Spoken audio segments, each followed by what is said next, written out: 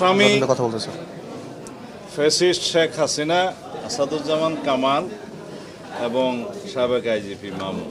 তাদের অপরাধের তুলনায় এই সাজা যথেষ্ট কম, কিন্তু আইনের উপরে কোনো সাজা নাই।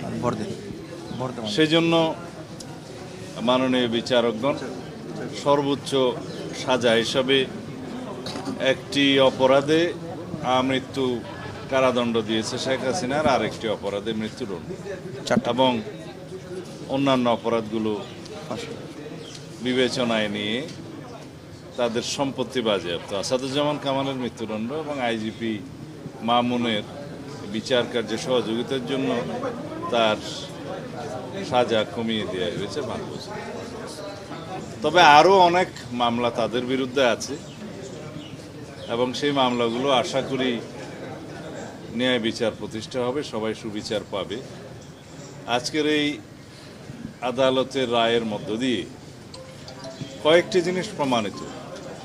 ফ্যাসিস্ট স্বৈরাচার যত শক্তিশালী হোক, যত দীর্ঘদিনই রাষ্ট্র ক্ষমতা অবৈধভাবে পরিচালিত করুক, ক্ষমতা ভোগ করুক, তারা একদিন না একদিন আদালতের কাঠগড়ায় তাদের দাঁড়াতেই হবে।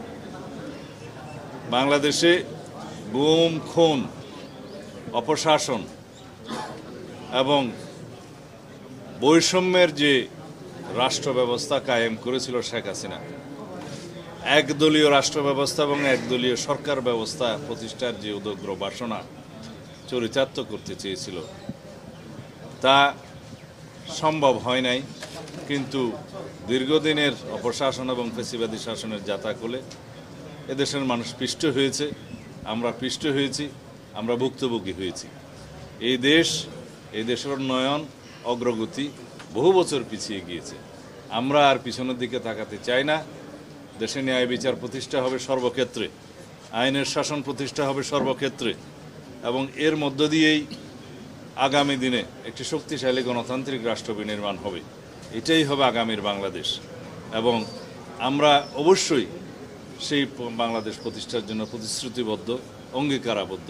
আমরা সংস্কারের মধ্য দিয়ে যাব, বাংলাদেশে আইনের শাসন প্রতিষ্ঠা